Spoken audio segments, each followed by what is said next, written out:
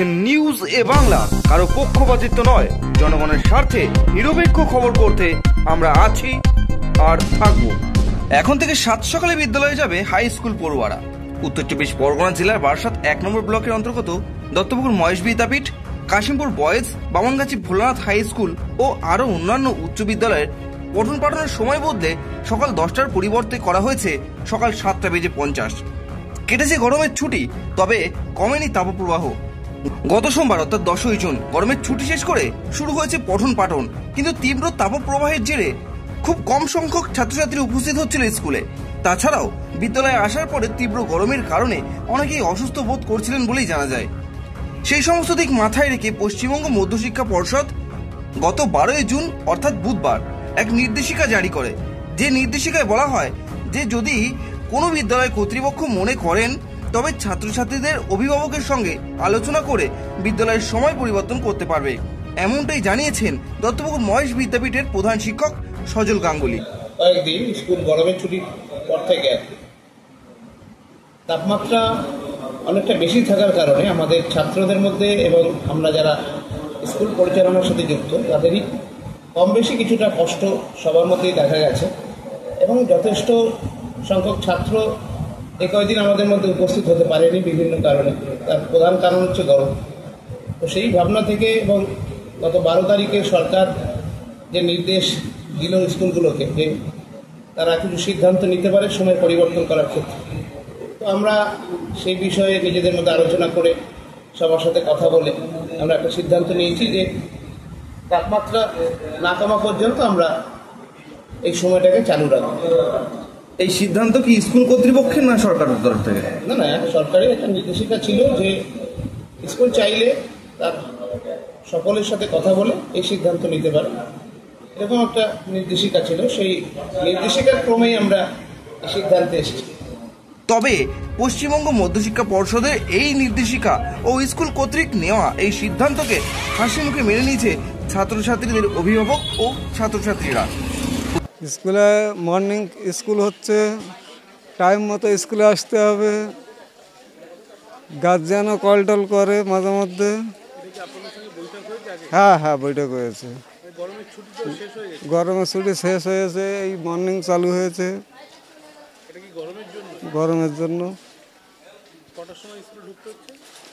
ওই আপনার 7টা সাড়ে 7টার ভিতরে ঢুকতে হবে। ছুটি দেবে আপনার 11:30 ভিতর। এমনি মিড ডে মিল টিল তো সবই দিচ্ছে জায়গায়। পড়াশোনা ভালো, খারাপ না। আমার ছেলে পড়ে ক্লাস 9-এ।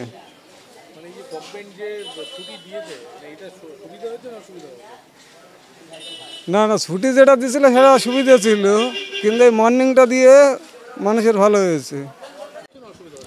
সুবিধা হচ্ছে ভালো। এখন মানে যদি মর্নিংটা না হতো গরমের মধ্যে আসতে কষ্ট হতো সবারই, এখন আর সেই কষ্টটা হচ্ছে না। আর আমাদের জলের ব্যবস্থা করেছে, তার জন্য সবাই ঠান্ডা জলও খেতে পারছে ঠিকঠাকভাবে। স্কুল থেকে এগুলো করেছে মানে, আর স্কুল থেকে আমাদের সহজে হচ্ছে ফ্যানগুলো সব ঠিকঠাক হচ্ছে। হ্যাঁ পড়াশোনা ঠিকঠাক করছে, সব টিচাররা করাচ্ছে। না এটা নেই, মানে গরমটা যতদিন থাকছে ততদিন আপাতত মনে হয় এটা হবে।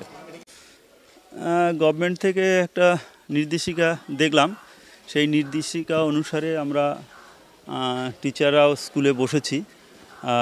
স্কুলের ম্যানেজমেন্টের সঙ্গে বসে আমরা ঠিক করলাম যে সকালে স্কুল হলে পঠন পাঠনটাও ঠান্ডা পরিবেশের মধ্যে ভালো হচ্ছে। আর যেটা খুব ভালো লক্ষ্য করলাম যে আমরা স্কুল খোলার পরেই স্টুডেন্টের উপস্থিতিটা দুপুরের যে স্কুলটা হচ্ছিল উল্লেখযোগ্যভাবে খুব কম ছিল, কিন্তু এই সকালে মর্নিং সেশনে শুরু করাতে আমরা দেখলাম যে ছাত্রর সংখ্যা প্রায় প্রথম যে ডে সেশনে যেটা ছিল তার থেকে মর্নিং সেশনে তার 3 গুণ বেড়ে গেছে। ডে সেশনে একটা জিনিস আমরা লক্ষ্য করেছিলাম যে প্রেয়ার লাইনে 2টি ছেলে অসুস্থ হয়ে পড়েছিল প্রেয়ার চলাকালীনই, কিন্তু মর্নিং সেশনে সেই সুবিধা মানে আমরা তাদের অনেক সুবিধা হয়েছে। আর ছাত্ররাও একটা ঠান্ডা পরিবেশের মধ্যে সকালের স্কুলে আসছে এবং তাদের পড়াশুনোটাও প্রতি বেশ ভালো মনোযোগ তৈরি হচ্ছে এবং মাস্টারমশাইরাও খুব ভালোভাবে তাদেরকে পাঠদান করতে পারছেন। এইটা এখন গভর্নমেন্ট তো ওইভাবে কিছু বলেনি। বর্ষা এসে গেলে আমরা মোটামুটিভাবে আবার ডে সেশনে ফিরে যাব 7টার মধ্যে। ছুটি আমরা 11:30।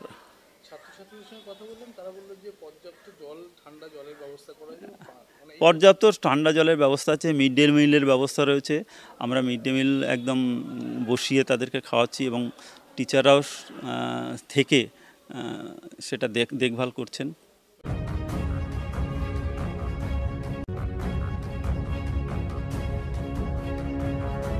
উত্তর 24 পরগনা জেলার দত্তপুকুর থেকে অভিজিৎ দাসের রিপোর্ট, নিউজে বাংলা।